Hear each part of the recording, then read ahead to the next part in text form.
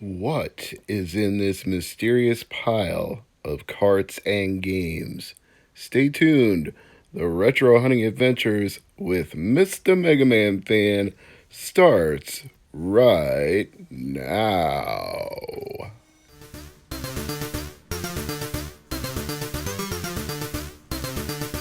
Yo, this is MegaRan, and you need to rock and or roll on over to Mr. MegaManFan's YouTube channel, because it's all that rush to make it happen. Peace! Shout out to my homie Peter H, the hardcore Canadian. I immediately thought of him when I saw this game at Half Price Books, Pride Fighting Championships, with Ken Shamrock and Dan Severn prominently on the back cover. You gotta love that. This is all of the Hall of Famers and all-time greats of Pride Mixed Martial Arts in one video game. Some went on to have UFC success. Some had UFC success before Pride. Some not so much after Pride was absorbed by UFC, but it is an encapsulation of a moment in history in the sport of mixed martial arts. And for only $5, you could not ask for a more pristine copy of the game. Manual looks untouched. Disc looks barely used. Everything in here well intact for $5. Easily worth the price of admission. Looking forward to trying this one out. Even if it's janky, like I said, it's a piece of history. IGN claimed on the back it was going to go down as one of the greatest fighting games of all time, but I think IGN might have been overstating it a little. Anyway, Puzzler Collection was essentially a free pickup because the Tradepost was having buy 4, get 3 free, so your 3 lowest priced games were free. And so for that, I picked up Puzzler and Frank Thomas Big Hurt Baseball, all titles that I didn't previously have, so figured it was worth getting my 3 freebies. Championship Soccer 94. You know, sports titles are something that I'm filling in slowly but surely with my Super Nintendo library. Then Mario and Sonic at the 2014 Olympic Games in Sochi. So I'm not really so much into the Mario and Sonic Olympic Games, but I'm trying to complete my Wii U collection, and this one is a complete edition for that complete collection. Everything in here, even including the card that says how to view the electronic manual, because they started getting cheap and not including a full manual inside some of these, but hey, that's better than Switch games where they now don't even bother to insert anything at all, am I right?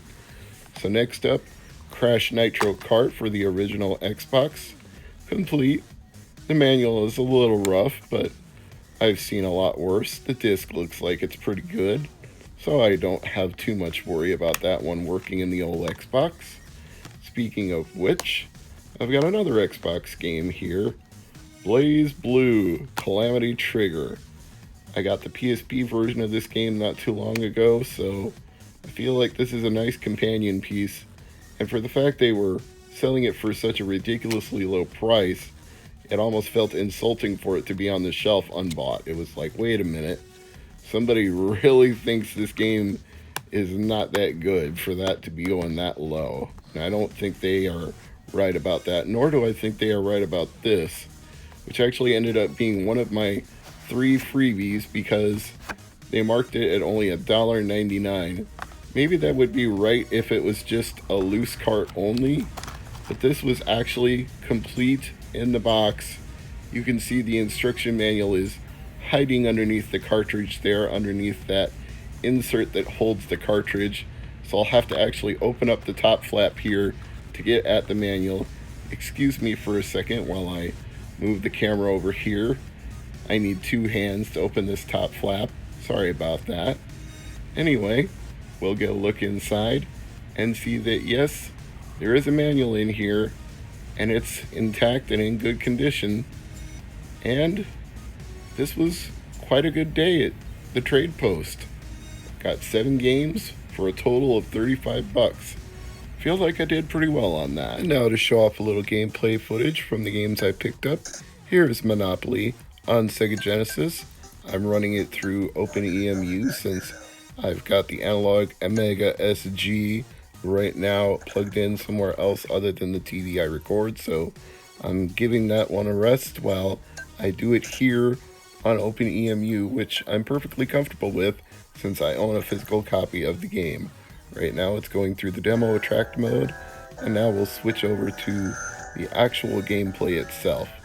It makes you have a minimum of 2 players, but you can make one be human and one be computer, so that's alright. It still works out to being a 1-player game in that respect. You're just playing against the computer opponent. I feel it's weird sometimes to refer to a Sega Genesis game as having a computer opponent. I realize technically it's got a CPU and probably a math processor in there somewhere, so it's probably a computer in that sense, but when you play a video game console, you certainly don't think of it as a computer. So the first thing I land on is Reading Railroad. Yes, I will buy that. I always try to get a monopoly on all 4 railroads if I can. My computer opponent is going to Oriental Avenue, and they will take it. Yeah, I was being lazy with the name. I didn't feel like typing in my name, so I just used A. And as you can see, with the C button, you have all your options for trading, mortgages, and selling. Let's roll again. I get a 4. And I'm on Connecticut Avenue, so I can block the computer player from getting a monopoly on that space. I think that's enough of this. Let's move on to Frank Thomas' Big Hurt Baseball. It's interesting that now, 24 years later, he's better known for those Nugenics commercials or whichever male enhancement product it is where he says, "I've never felt younger, I've never felt better, I'm just as strong as I ever was, thanks to insert product name here." Frank Thomas was always swole as a baseball player, and I guess he wants to stay swole even in retirement, so you do you, Frank. You're not being tested by Major League Baseball. Bud Selig is not going to hand down a suspension for anything that's in your blood or urine, so you can take whatever you want at this point. And then you can go out there and use your spare time to hit long balls like this. Let's watch this one go out of the park. He jacked that one deep. 491 feet. That's about right for Frank Thomas. And then he's going to smugly grin at us and say, "See if you can top that." I'm not even going to try to top that, Frank. You can have that record. I'm good. We're going to move on to the next game. So here we go. Last but not least on today's Retro Hunting Adventures, we've got Championship Soccer 94. And I have to say, this one was a little bit confusing to me at first because I thought it was going to be one of those managerial soccer games because all it was letting me do was play matches and record the results. And I just kept scrolling through teams in the different groups and getting the match results for their games. I'm like, wow, this is so exciting. And I didn't even get to choose the lineups for any of the teams. I am completely bereft of excitement. This is such thrilling action. Thank you, Championship Soccer 94. This was a worthwhile purchase. So then I decided, okay, there's got to be somewhere in here you can actually play. So I started poking around, trying to find some sort of actual soccer that I can play.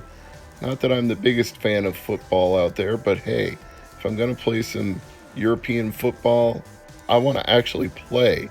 I want to use the controller and actually do something. So far, not having much luck. Oh boy, what do I have to do? It's not in the options here. Maybe if I select friendly game. No, I missed it. Let's go back.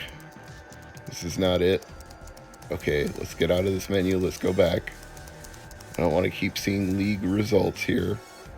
Come on, let's pick the right thing this time.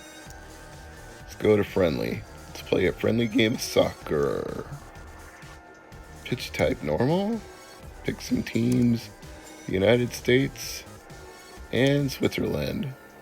Dun, dun, dun, dun, dun, dun, dun, dun, dun, dun. Hey, we got an actual game here. I might actually get to do something. And we're off. Except I don't seem to be controlling anything. And now I'm right back to the menu screen. I give up.